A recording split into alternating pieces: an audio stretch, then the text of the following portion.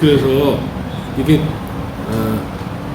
안 보이기 시작하니까 안 들리기 시작해서 요즘은 초하고 둘 다 거 비슷해요, 증세가. 그래서 약간 사오종 놀이 같은 거 해요. 서로 못 알아들어. 그 다음에 알아들어도 잘못 알아들어. 근데 옛날에는 이제 못 알아듣고 잘못 알아들으면 좀 화가 났는데 이제는 아무런 화도 안 나. 그래서 수십 번을 또 얘기해줘. 이건 마찬가지야. 그렇게 되더라고요. 근데 문제는 거기서 그치지 않아. 눈, 귀가 문제가 아니라 코도 문제야. 냄새가 잘 안 나. 냄새를 잘 못 맡아. 그래서 왜 늙으면 할아버지 냄새나 그런 말 하는 거 있잖아요. 그게 냄새가 날 수밖에 없겠더라고. 자기가 자기 냄새를 못 맡는 상태가 되니까 남들이 어떤 냄새를 맡는지 알 수가 없는 거죠. 그 코가 문제가 생기면 입이 문제가 생겨요. 입맛을 잃어.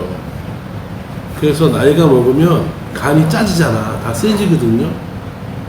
우리 어머니가 옛날에 그 음식을 만들면 동네에서 다 이렇게 조금씩 달라고, 김장하면 막 김치 달라고 막 난리가 났던 어머니인데, 요즘은 명절날 이제 어머님 댁에 가서 음식을 먹으면 웬만하면 안 먹어요.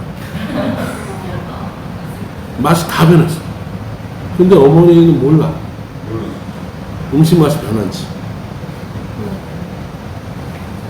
그렇게 되면서, 이게 이제 오감이 많이 이제 퀄리티가 떨어지는구나.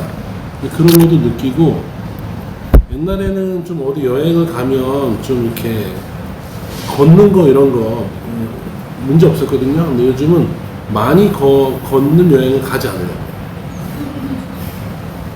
그 다음에 옛날에는 지방에서 강의해달라 그러면 액수와 상관없이 어쨌든 강의 요청을 받으면 되게 기분 좋은 일이잖아요. 웬만하면 갔거든요. 근데 웬만하면 경기도를 벗어나지 않을. 그래서 맨날 지방에서 강의가 오면 줌으로는 안 될까요? 어느새 대면보다는 비대면으로 하는 게 몸이 안 움직이니까. 그 다음에 시원한 공간에서 할 수 있잖아요. 그래서 어느새 비대면으로 하는 게 마음이 가더라고요. 어제도 장자 강의를 했는데 요 앞에서 강의했는데 뒤에 계신 분들은 이제 에어컨 바람 직접 쐬면서 시원하게 듣는데 나는 그게 3시간짜리 강의거든요. 그러니까 땀을 삐질삐질 흘리면서 하면서 앞으로 대면하면 안 되겠구나.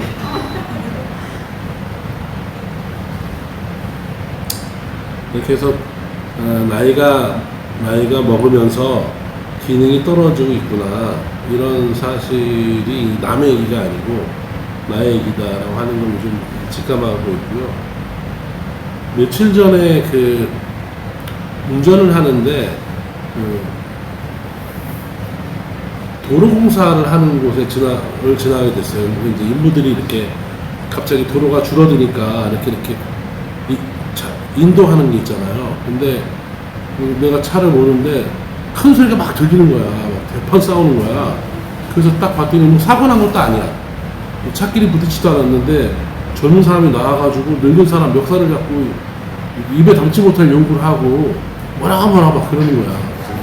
왜 저러나 싶었는데 갑자기 도로폭이 줄어드니까 이제 끼어들기를 하는데 인도하시는 분이 나이가 드신 분이야. 그래서 글로 하시면 안 된다고, 이쪽으로 하셔야 된다고 그렇게 얘기를 했는데 얘 젊은 애가 화가 난 거야.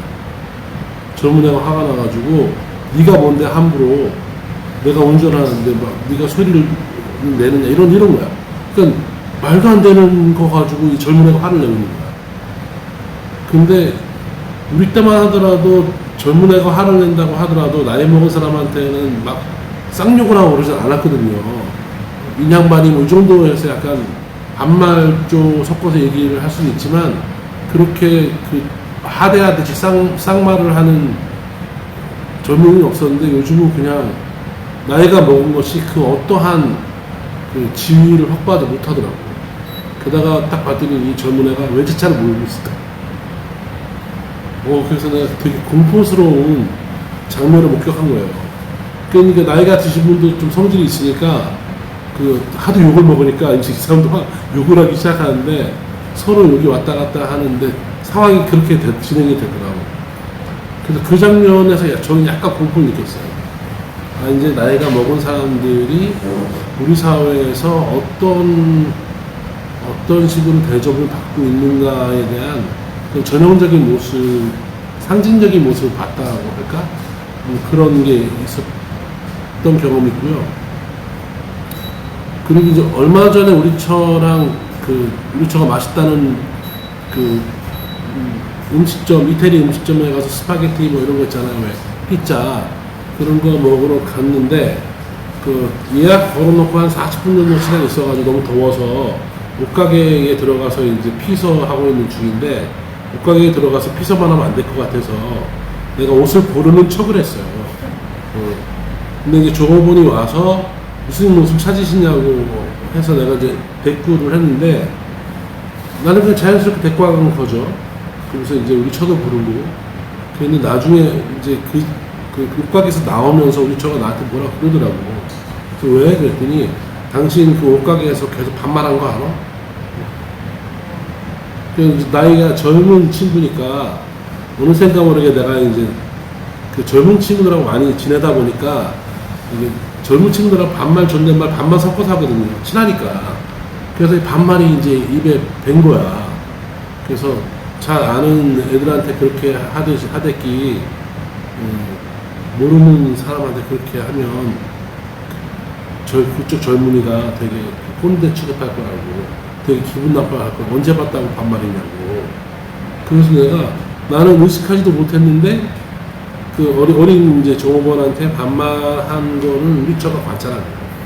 그러면서 말한 김에 또 옛날에 그런 거 있잖아. 한 김에 한다. 그래서 말한 김에 한다고, 제가 반말을 자주 한대요. 나 약간 속으로 충격 먹었어.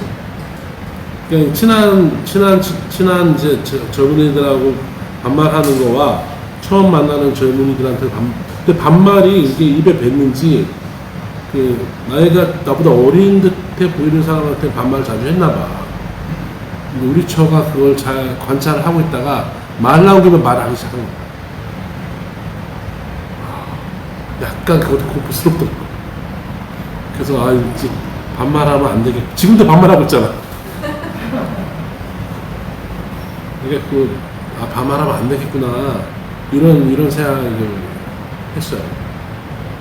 그러니까 이게 이제 의식하건 의식하지 않건 약간 제가 늙어가는 어떤 모습이 보이기 시작하는 거죠. 그래서 옛날에는 이제 책을 통해서 늙음을 감지했다면, 이제는 나의 삶을 통해서 늙음이 감지가 되는 그런 나이가 되었구나. 이런 생각을 하게 됐습니다. 늙음이라고 하는 거가 그러면 항상 그랬는가? 그렇지는 않아요. 늙음의 가치가 오늘날처럼 똥값이었던 적은 없어요. 보통 이제 농동사회에서 늙음의 가치는 최상가치예요. 최상가치. 그럴 수밖에 없는 게, 농사를 짓는 일이라고 하는 거는 땅을 소유하는 일이고, 어쨌든 땅과 관련된 경험을 오래 하면 할수록 더 지혜가 축적이 되는 것이고, 실제로 이제 좀 있는 집에서는 마지막 재산을 돌아가시기 전까지 쥐고 있는 게 나이가 드신 분이니까 그분한테 잘 해야 재산을 물려받을 수 있잖아. 그러니까는 지식에 있어서도 최상층이고, 경험에 있어서도 최상층이고, 재산도 최고로 많이 가지고 계신 분이 늙은이였어요. 그러니까는 그 어떠한 것도 늙은이를 무시할 수 없는 그런 조건이었던 거야. 그러한 조건이 있기 때문에 늙은이에 대한 대접을 안 할 수가 없어요. 그거는 정신적으로 무슨 착해서 하는 게 아니라, 그렇게 해야지만 그 다음 거를 자기가 물려받을 수 있기 때문에, 그래서 효도라고 하는 게 착한 애들이 하는 게 아니라 그냥 그 질서 안에서는 자연스럽게 효도할 수밖에 없는 그런 물질적인 토대가 됐던 거죠. 그래서 재산권하고 지식권에 있어서 늙은이가 소유하고 있었던 시대가 농경 사회였던 것이고, 그 다음에 동네에서 그렇게 나이 드신 분들을 함부로 취급하면 동네에서 대접을 못 받았어요. 후레자식이라고. 그러니까 이제 공동체 안에서도 늙음에 대해서 어느 정도 보호해주는 역할을 했는데, 근대 사회가 되면서 가족제도는 무너졌다고 좀 봐요. 원래 가족제도는 기본적으로 마을 단위거든요. 그래서 왜 여기 문천마을 보면은 문씨 집안이 사는 거의 문천마을이거든요. 그러니까 가족이, 우리는 이제 엄마, 아빠, 자식 이렇게 삼각형을 가족이라고 생각하는데, 이런 가족은 그 근대 사회 이전에 없었던 가족 형태예요. 무조건 가족은 대가족이에요. 그래서 할머니, 할아버지, 증조 할머니, 증조 할머니, 할아버지, 삼촌, 이모, 고모 할 것 없이 다 때려 모아가지고 사니까, 내가 이제 아이를 낳았는데 내가 좀 뭔가 부족하더라도 그 아이가 다른 친척들한테 보호받는, 그러니까 그 공동체 안에서 보호받는 그런 형태가 가족이라고 하는 거에 본래적 의미예요. 그러니까 근대 사회가 되면서 이제 농사 짓는 곳을 떠나서 도시로 와서 핵가족이 된, 우리는 핵가족이라고 표현하잖아요. 근데 그건 가족이 아니에요.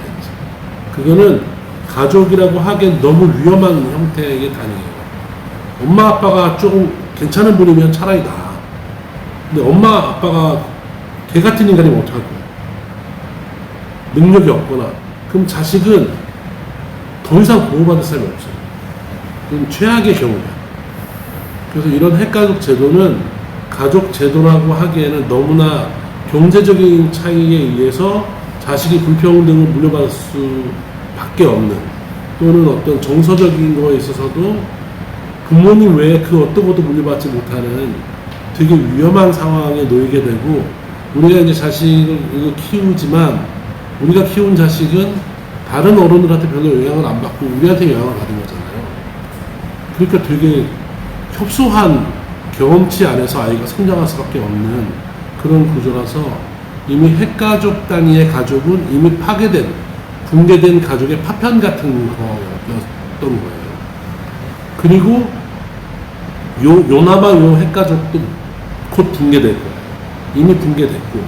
왜냐면 요즘 그 20, 30대 아이들은 결혼을 안 할 생각이 기본이에요. 결혼을 하지 않는다가 기본이고, 결혼을 해도 애를 낳지 않겠다가 기본이에요. 그러니까 더 이상 가족을 생산하지 않으려고 하는 의지가 충만한 세대가 요즘 젊은 세대거든요. 그리고 나이가 젊어가지고 사춘기여서 무릎 꽝 닫고 그런 게 아니라 더 이상 부모한테 물려받을 것도 없어요. 아주 부잣집 같은 경우는 돈이 좀 있겠지만, 우리는 이제 우리 먹고 살기 바빠가지고 자식한테 물려줄 재산도 없고, 그 다음에 지적으로도 아이는 부모한테 그 어떤 지적인 자극을 받지 않아요. 다 인터넷을 통해서 부모보다 선생보다 더 새로운 지식을 쌓을 수 있는 통로가 생겨버렸기 때문에, 이제는 선생도 아마 되게 힘든 직장인이 될 가능성이 되게 높아요. 그러니까는 자연스러운 위계질서라고 해야 되나? 그게 다 무너져 버린 시대고, 옛날에는 왜 나이키 신발 한번 사시고 싶어도 자기가 그런 능력이 돼도 부모님한테 물어보거든요. 사도 돼? 이렇게. 근데 요즘은 그렇지 않아요. 요즘은 자기가 경제적 능력만 되면 그 어떠한 소비도 부모한테 허락을 받고 하진 않아요.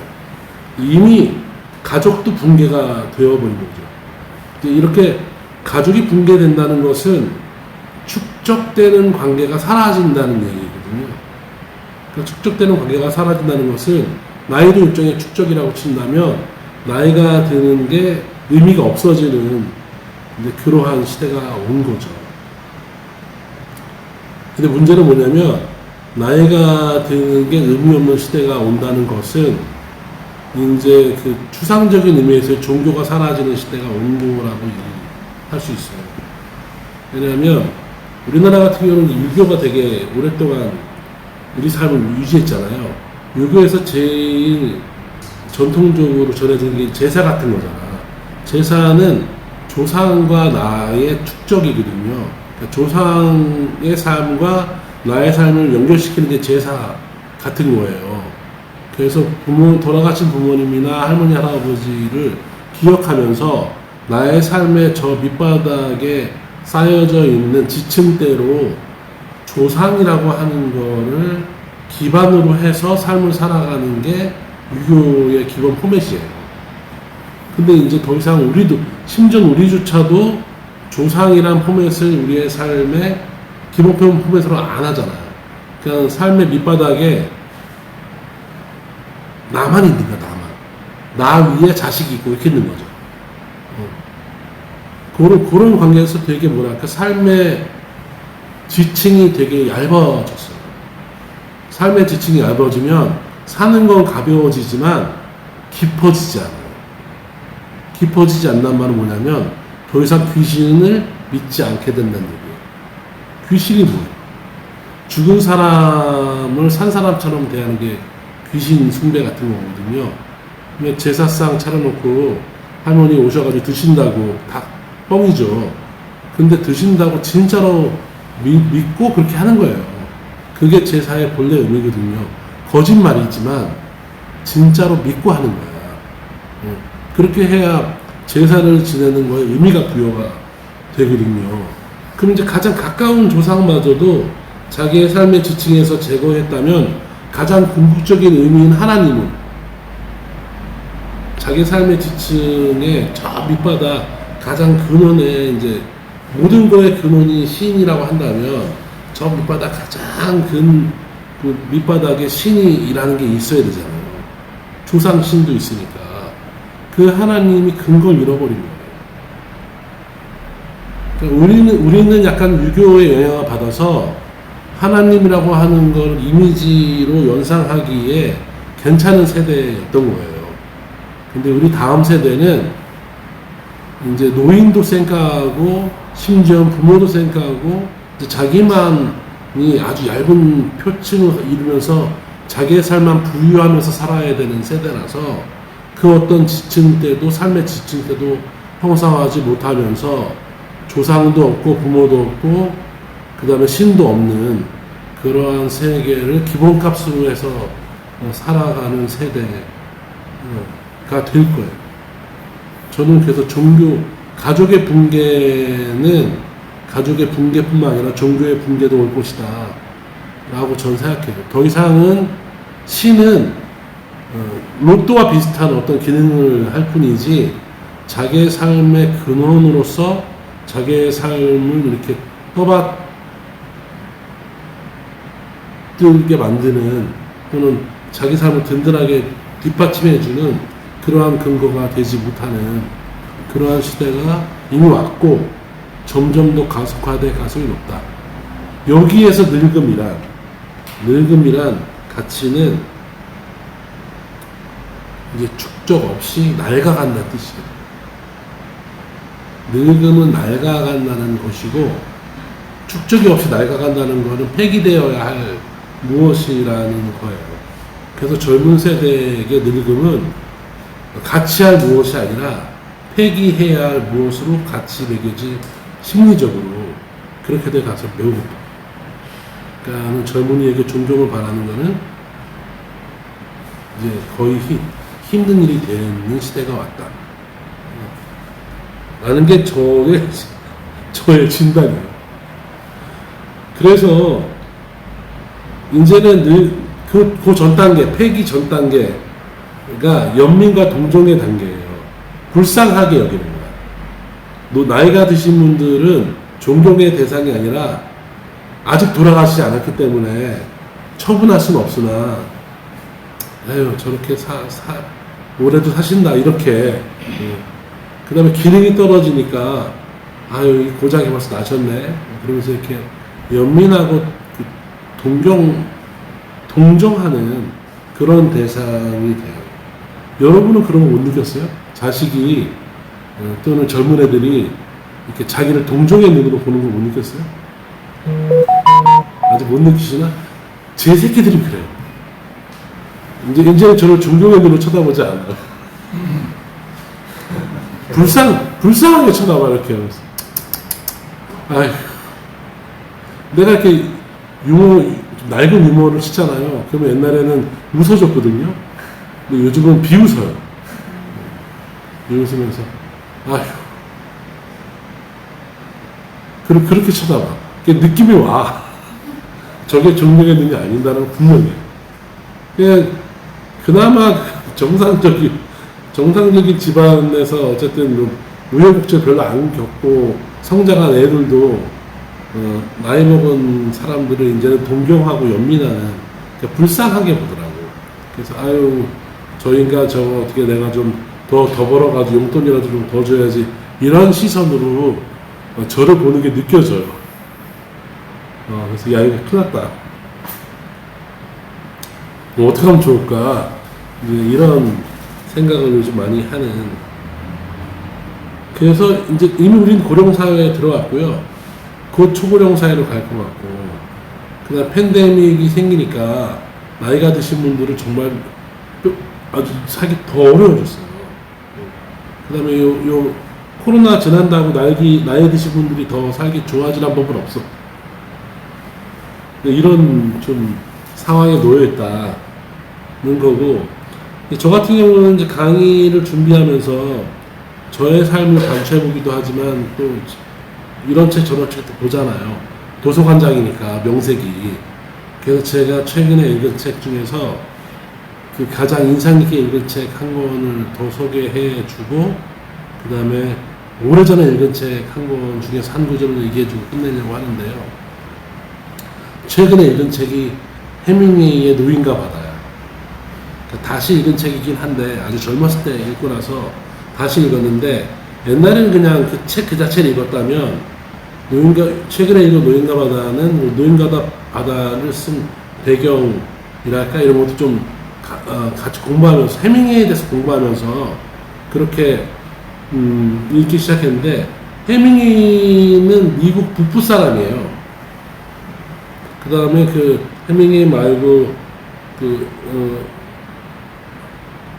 윌리엄 포크너라는 소설가는 미국 남부 소설가를 대변해요. 둘 다 노벨 문학상 받은 사람이야. 근데 윌리엄 포크너가 좀 일찍 받았는데, 남부는 농경사회잖아요.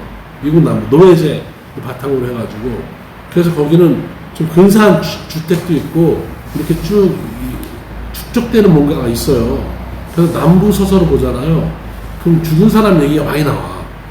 죽은 사람 얘기가 많이 나온다는 것은 죽은 자하고 산 자가 연결되어 있는 그러한 그 축적이 있었다는 거야. 그러니까 농경사회는 기본적으로 축적이 돼요. 근데 북부는 농경이 아니잖아. 거기는 산업이고 공업이잖아. 그래서 북부 지역의 작가들은 이게 죽음을 다루지 않아요. 해밍웨이의 작품은 죽음을 다루지 않아요. 죽음을 다룬다고 하더라도 치열하게 살다 죽는 걸 다뤄. 그러니까 사는 게 중요한 거지 죽는 게 중요하지 않아. 해밍웨이는 평생을 몸으로 버텼던 작가예요. 자기가 경험하지 않은 거를 잘 안 쓰고.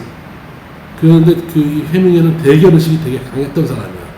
그래서 모든 작가가 자기의 대결 상대야.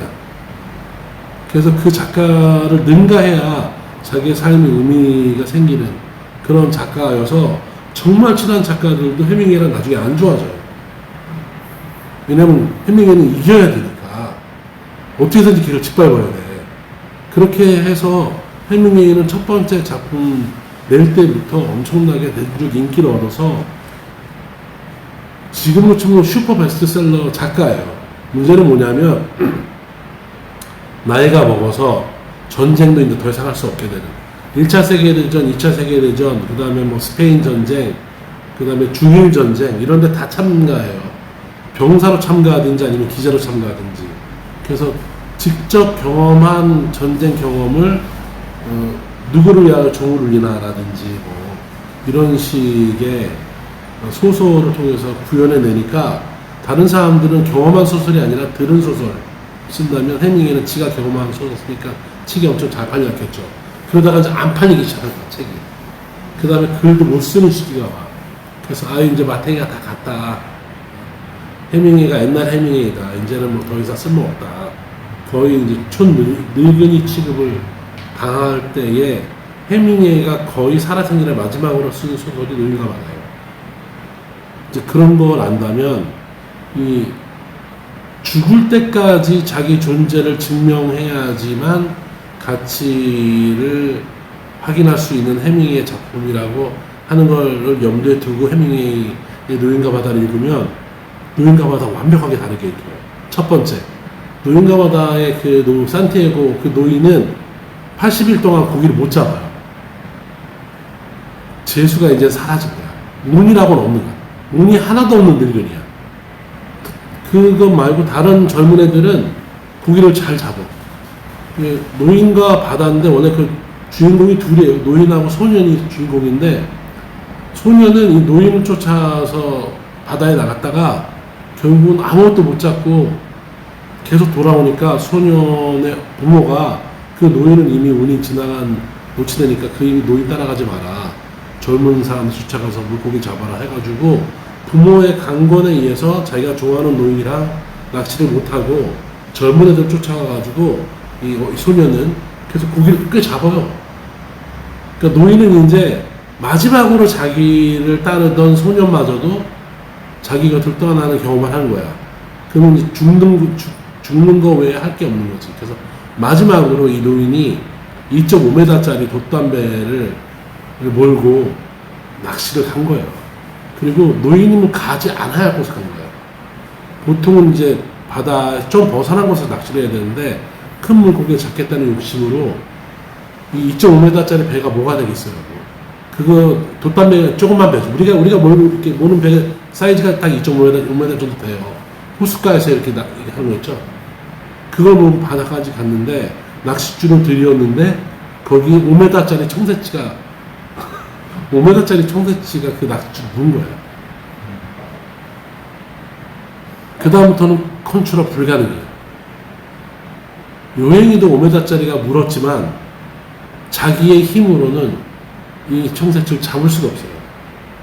그래서 며칠을 청새치가 가는 대로 쭉 끌려간 거예요.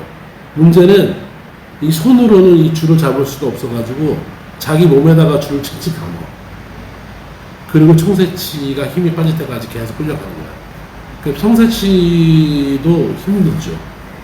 그래서 나중에는 이 기운이 빠진 청새치가 배 주변을 이렇게 왔다 갔다 뺑뺑 돌 때 그때 이제 노인이 이미 피 철철 흘리는 자기 몸뚱아리를 가지고 그 청새치를 잡아서 배 위에 올려야 되잖아요.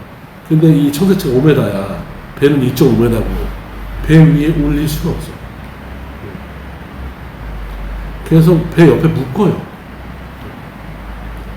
그리고 이 사이즈는 경이로운 사이즈의 물고기이기 때문에 팔리면 엄청 비싸게 팔리는 거야. 근데 그 청새치를 잡기 전에 노인이 나이가 먹어서 바다를 대하는 자세가 바뀌어요. 나이가 먹기 전에는 바다는 싸워야 할 무엇이야. 근데 계속 남성적인 무엇이야, 이미지가. 근데 이제 나이가 먹고 나서 바다는 여성적인 이미지가 와요. 싸워야 할 무엇이 아니라 자기가 이 덕분에 살다가 여기서 죽을 수도 있는 곳이에요. 그러니까 청새치도 이제 더 이상 적이 아니야. 청새치도 나하고 싸움을 하고는 있지만 네가 이겨도 되고 내가 이겨도 되는 그런 상대야. 그래서 네가 이겨도 나는 괜찮다. 너 때문에 내가 죽어도 상관없다. 그 다음에 나 때문에 네가 죽을 수도 있다. 미안하다. 형제라고 얘기해. 미안하다 형제야. 나 때문에 네가 죽을 수도 있다. 그러나 나는 이 어부니까 어부로서 자기를 증명하는 물고기 잡는 거잖아요. 그러나 나는 이 대결을 내 몸이 부서지더라도 포기할 수는 없다. 그래서 그런 얘기가 나와. 디스트로이, 내 몸이 파괴될지언정 인간은 몸 파괴될지언정 패배하지 않는다. 디피트 하지 않는다. 그래서 나는 내가 죽더라도 너랑 싸움에서 포기하진 않겠다라고 하면서 끝끝내 줄을 놔버려요. 놓지 않아요.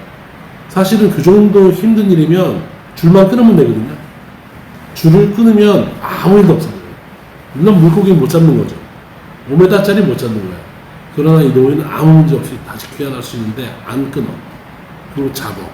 그게 승리한 거지.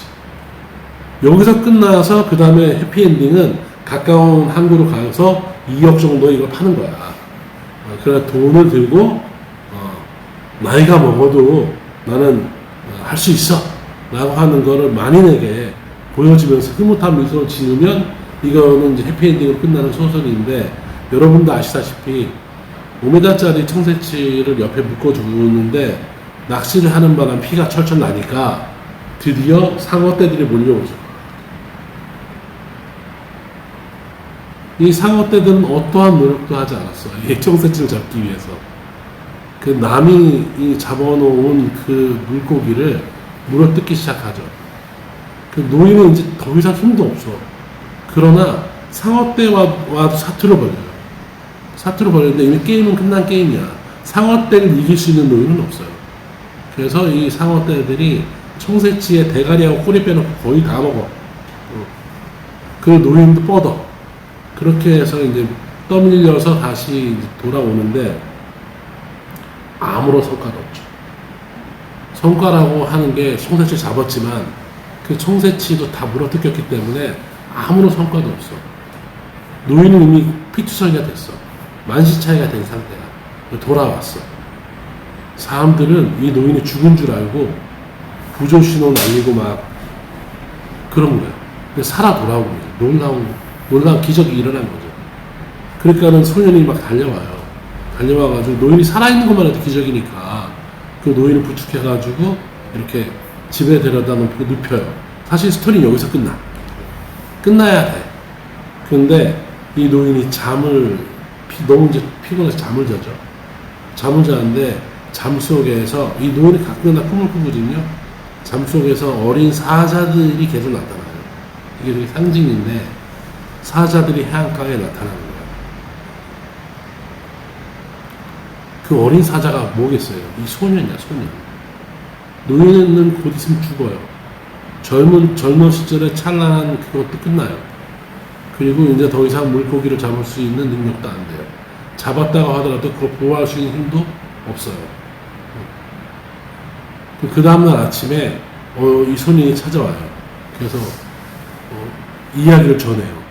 관광객들이 그 물고기 뼈다고 보고서 놀래가지고 이게 고래야 뭐야 막 지네끼리 얘기하면서 이게 얼마나 돼? 해서 줄자로 돼가지고 5m짜리 물고기를 노인이 잡았다는 사실을 알고서 너무 놀래한다는 소식을 전해주면서 이제 저는 할아버지하고 같이 낚시할 거예요. 이렇게 얘기를 해요, 소년이. 그러니까는 할아버지가 나는 이미 운이 떠났다 라고 얘기하니까 그 소년이 뭐라고 얘기하냐면, 이게 감동인데 소년이 뭐라고 그러냐면, 할아버지 운이 끝났으면 내 운으로 낚시하면 되죠. 그렇게 얘기해요. 나는 할아버지랑 같이 할 거예요. 오늘의 그 말씀 나눔의 주제가 나이듦 혹은 나이듦이야. 나이 든다는 거는 에이징, 늙어간다는 얘기죠. 나이가 들어간다는 뜻이에요. 근데 나이가 들어가는데 그런 뜻도 있지만, 만약에 나이듦이라고 해서 리을임이 아니라 미음을 하잖아요. 그러면 읽을 때 나이듬 이게 아니라 나이듬 이렇게 읽으면 어떻게 되냐면, 이듬이 다음이라는 뜻이야. next me 라는 뜻이야. 그러니까 이듬해에 만납시다 그러면 다음에 만나자 뜻이에요. 그러니까 나이가 든다는 것이 나로 끝나면은 그냥 늙어 사라지는 거죠. 사라지는 건데, 나 다음을 생각하는 거라면 사라지는 게 아니에요. 나 다음과의 관계를 만들어 나가는 게 나이가 드는 것일 수 있어요. 그러니까 우리로 치면 나와 자식, 또는 나이 든 세대와 나이가 들지 않은 세대, 이거를 연결시킬 수 있다면, 그러니까 옛날에 농경사회의 존경의 지점은 물리적인 지식의 연결이잖아요. 근데 이제 앞으로는 연결고리는 그런 건 불가능해요. 지식이 우리가 젊은 애들보다 더 좋을 수도 없고 물리적으로 걔네들보다 더 뛰어날 수도 없어요. 그러나 어쨌든 살아있는 생명이 있기에 나 다음을 생각할 수 있어요. 그래서 난 나이가 들어간다는 것은 한편으로 내가 늙어간다는 뜻이기도 하지만 나 다음과 연결된다라는 뜻이기도 하다라는 생각을 합니다. 그래서 저는 두 가지로 나이가 든다는 걸 생각하자. 하나는 실존적인 의미에서 내가 낡아가고 늙어간다는 것을 인정하자. 이게 하나고, 두 번째는 그렇다 할지라도 과거처럼 재산과 지식을 물려줄 수는 없다 하더라도 나 다음 세대에게 물려줄 수, 연결될 수 있는 그 무엇인가는 있을 것이다. 그것이 신뢰가 됐던, 삶의 나눔이 됐던 그것은 있을 것이다. 이런 생각을 하면서, 그렇다면은 그냥 늙어간다는 것이 아무런 의미 없는 행위가 아니라 나 다음 세대를 생각하는 것이 될 터이고, 그러면 우리 시대에 나 다음을 생각하는 건 뭘까? 그건 두 가지인 것 같아요. 하나는 내가 점점 자연화되어 가는 거잖아요. 자연으로 되어 가는 거잖아. 그래서 나이 든 사람은 젊은 사람보다 자연에 좀 더 가까워요. 그리고 나이가 들어보니까는 초록이 너무 좋잖아. 꽃도 너무 이쁘잖아. 그러니까 나이가 든다는 건 자연에 가까워지는 것 같아요. 그 다음에 나이가 든다는 거는 그렇게 자기의 삶을 유지하는데 많이 쓰지 않아도 돼. 그것도 되게 좋은 일인 것 같아요. 그래서 우리는 나이가 든 사람이 잘할 수 있는 게 두 가지가 있는 것 같아요. 하나는 자연과 더불어 살아가는 걸 잘할 수 있을 것 같고, 또 하나는 절제하고 절약하는 거를 잘할 수 있을 것 같아요. 그거가 다음 세대와 우리와의 연결고리가 되면 어떨까? 절제하고 절약하면 물려줄 게 있잖아. 많이는 아니더라도. 그죠? 자연을 덜 쓰면 덜 쓴 자연은 그 다음 세대가 쓸 수 있게 할 수 있잖아. 우리가 돈은 많이 못 벌지만 돈 좀 덜 쓰면 다음 세대한테 그 돈을 쓸 수가 있잖아요. 그래서 이 절약과 절제가 자연 친화적인 삶과 절약과 절제가 나이에 든 사람이 다음 세대에 연결할 수 있는 그 무엇이 아닐까 생각해보고, 이 전도서에서 보면 창조주를 기억하라 라고 끊임없이 얘기해요. 나이가 먹고 죽을 때가 얼마 안 남았으니까 창조주를 기억하라 라고 하는데, 우리가 아시다시피 창조주를 기억하는 방식은 삶을 통해서는 이웃을 기억하는 거예요. 이웃한테 잘해주는 게 창조주한테 잘해주는 거잖아. 그죠? 그 다음에 창세기에 나온 것처럼 모든 것이 보기 좋은 세상을 보기 좋게 유지하는 거예요. 그래서 자연에게 잘해주는 거야. 그러면 자연에게 잘해주고 이웃에게 잘해주는 게 창조주를 기억하는 거라고 한다면 우리만큼 어울리는 사람이 없어요. 젊은 친구들은 바빠서 그거 하기 힘든데, 우리는 좀 바쁜 것도 조금 가라앉았기 때문에 이제는 할 수 있을 것 같아요. 그래서 절약하다는 말이 영어로는 save라고 하죠. save the money, 절약한다라는 뜻이기도 하죠. 근데 save는 절약이란 말 말고 또 다른 의미가 있잖아. He saved me 하면 그가 나를 구원했다 라는 뜻이거든요.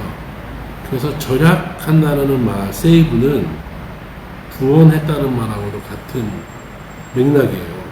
그래서 저는 우리가 절약하면 절약할수록 구원에 가까이 갈 것이다.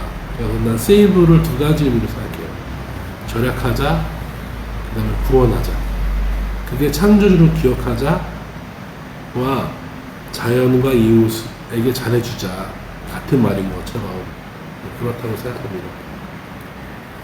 오늘 설교를 준비하면 처음부터 끝까지 이렇게 싹 준비하면서 이렇게 깔끔 떨어지게 하는 걸 했는데, 나이가 들다 보니까 깔끔 떨어지기는 젠장 이러면서 어저께 하다가 포기했어요. 그냥 여기까지만 얘기하면 될 것 같아, 이렇게. 많은 얘기를 하긴 했죠. 다음 달이 고정수기, 다음 달이에요. 그래서 고정숙보다 잘하면 안 되겠다.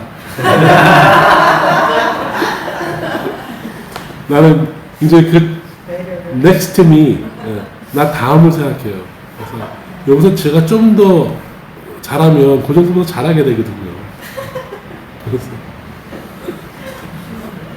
오늘은 여기까지 하도록 하겠습니다.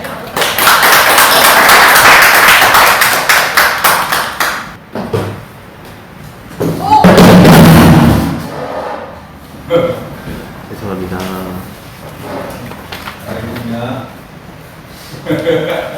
네, 공동축도 하시겠습니다. 코로나 시절에 고통당하는 우리 이웃들, 그리고 이 코로나의 위기를 극복하기 위해서 애쓰고 수고하는 수없이 많은 의료진과 방역진들. 사실 제가 오늘 아침에 예배를 준비하면서 이 코로나 시절에 이 의료진들과 방역진들이 옛날 같은 국가 시스템이었으면 이걸 누가 감당했겠는가 가만히 생각을 해봤어요. 선교 초기에 누가 감당했어요? 이 선교 초기에 누가 감당했어요? 다 기독교인들이 사회 위기가 오면 목숨을 걸고선 의료 선교사 들어왔죠. 교육 선교사 들어왔죠. 그러면서 그 사람들 중심으로 이제 일반 선교사들하고 목회자들하고 같이 해가면서 그 사회가 닥친 어려움들을 이 기독교인들이 다 감당을 하면서 살았었어요. 그거 생각하면서 우린 참 좋은 시대에 살고 있구나. 그런 생각을 했어요. 그래서 이 시대에 교회가 해야 될 역할들 중에 큰 부분들을 이 국가의 많은 의료진들과 방역진들이 하고 있다라고 하는 생각을 많이 하게 되면서 참 고맙다라는 생각을 하게 됐어요. 그래서 그분들 또 함께 살아가고 있는 우리를 살리는 자연들 모두를 생각하면서 축복기도 같이 하도록 하겠습니다. 거룩한 이 말씀으로 축복합니다. 거룩한 말씀으로 축복합니다. 주 예수 그리스도의 은혜와 주 예수 그리스도의 은혜와 하나님의 사랑과 하나님의 사랑과 성령의 사귐이 성령의 사귐이 우리 모두와 함께 하시길 빕니다. 우리 모두와 함께 하시길 빕니다. 아멘. 네, 감사합니다.